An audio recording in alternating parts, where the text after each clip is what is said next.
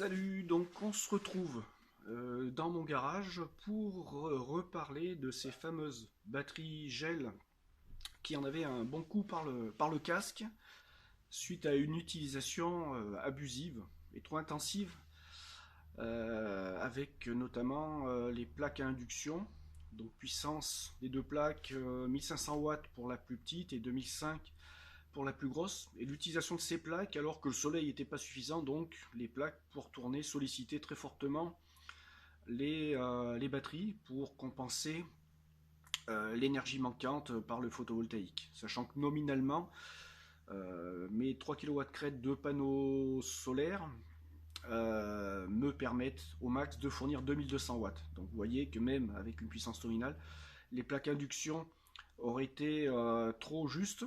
La puissance disponible par les panneaux solaires aurait été trop juste pour les plaques à induction, celle qui est la plus gourmande.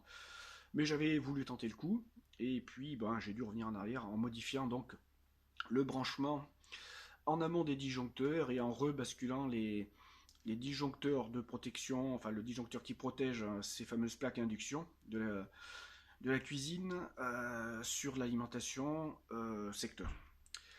Donc on va maintenant, je rejuste un coup d'œil sur les batteries ou pas. Alors je sais pas, ça va être compliqué. Ça va être compliqué parce que l'application que j'utilise ne permet pas de changer et oui, d'angle de vue pendant que je filme. Donc on va faire avec les moyens du bord, et vous devrez me faire confiance sur parole. Alors je vais essayer de trouver un angle favorable, somme toute. Donc là, voilà, vous avez les batteries, les 4. Donc 4 batteries gel câblées en série de 12 volts. Tension nominale et en charge 54 volts au total. Et là vous avez donc l'équaliseur de charge et de décharge que je vous avais déjà présenté. Et là vous avez le petit appareil qu'on appelle un désulfateur. Alors, je crois qu'on va passer un petit test en fait. On va passer un petit test. Et puis on va voir ce que cela donne, sachant que le dernier test que j'avais fait pour me dire, tiens, ça y est, les batteries, elles en ont un bon coup au casque, c'était de mettre une charge de 300 watts sans panneau solaire et donc sans alimentation secteur, donc directement prise sur les batteries. Et instantanément, quand je faisais ce test, la puissance, la tension des batteries descendait sous les 48 volts instantanément. Donc, on va voir l'onduleur. Alors, je vais essayer de vous filmer. Là, je suis vraiment dans une disposition vraiment inconfortable. Je vais essayer de faire au mieux, puisque là, je suis dos tourné à l'appareil photo. On va passer en fait en mode autonome et en supprimant toute alimentation solaire. Donc, je coupe les panneaux solaires sur le disjoncteur. Allez, je vous montre. Paf. Donc, les panneaux solaires ne seront plus actifs. Et ensuite, je vais couper bientôt. Là, vous écoutez le basculement et la détection du défaut de panneau solaire. On va regarder maintenant la puissance qui est demandée par ma maison. Donc, je ne sais pas si vous arriverez à voir, mais en gros, la maison tire 380-370 watts. Et là, je vais couper l'alimentation secteur pour être exclusivement sur les batteries. Et on va aller voir la tension des batteries, ce qu'elle donne avec cette puissance. Alors justement, il y a eu quelque chose qui s'est passé chez moi. Là, vous êtes en train de voir qu'en fait, on n'est plus à 400 watts. On n'est plus à 400 watts. Ah voilà, il y a des variations. Alors ça, c'est sans doute que mon fils a dû se réveiller et puis on alimente divers appareils dans la maison pour faire ce qu'il y a à faire. Et donc, ce qu'on peut déjà constater, j'espère que pour vous c'est bon à l'écran. Je suis désolé si c'est pas le cas. Ce qu'on peut voir, c'est qu'il n'y a plus cette chute de tension soudaine et rapide à 48 volts. Donc après 2 semaines, ou je sais plus, 2 ou 3 semaines, en fait, on peut vraiment dire que le dispositif que j'ai rajouté, qui est donc l'équaliseur de charge et décharge, a fait le boulot. Et donc que les batteries, maintenant, alors il y a toujours une PV input, ou c'est assez bizarre, bon. que les batteries maintenant ont repris un sacré coup de jaune. Alors ce qui serait intéressant de voir, un peu sur la durée, on va regarder un peu sur la durée. Donc vous voyez, ça se stabilise à 300 watts à peu près de consommation dans la maison. Et vous pourrez constater qu'à 300 watts, la tension des batteries, elle ne fléchit pas tant que ça. En fait, elle reste stable. Alors je ne vais pas m'amuser à faire un protocole d'une quinzaine de minutes où je vais suivre la puissance demandée par la maison, prendre des points de mesure et regarder sur la durée combien de temps ça va prendre pour descendre à 48 volts. Mais là on voit en fait que c'est relativement stable, la tension ne chute pas de seconde en seconde, il y a un laps de temps très significatif lorsque on perd un dixième de valeur de charge de batterie, et ce avec une puissance, une charge au cul de 300 watts.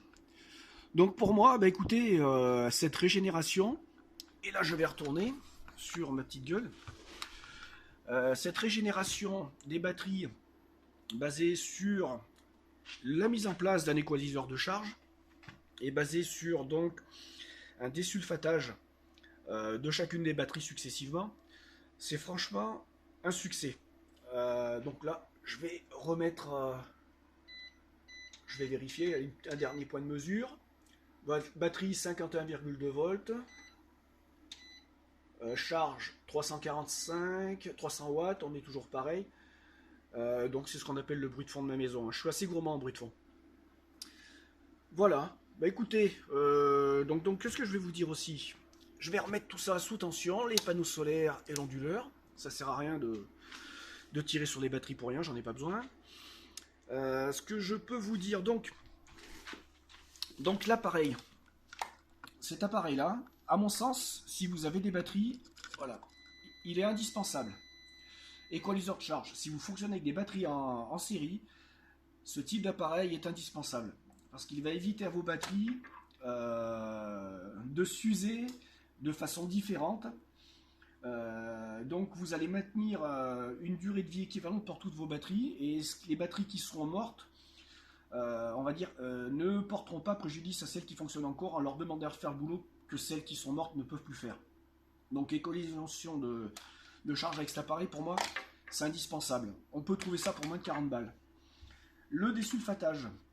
Alors le désulfatage, conseillé donc par notre ami de la chaîne Énergie ici et demain, je ne me rappelle plus du nom exactement, désolé.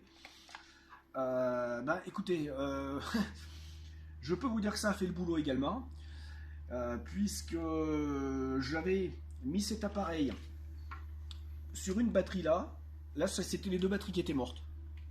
Ces deux batteries étaient bien fatiguées, et j'avais mis l'appareil sur cette batterie et pas sur celle-ci au départ, et donc j'ai pris la tension 24 heures après sur cette batterie et 24 heures sur celle-ci, alors que j'avais déjà mis cet appareil là, et en fait cette batterie avait repris un coup de jaune plus que celle-ci.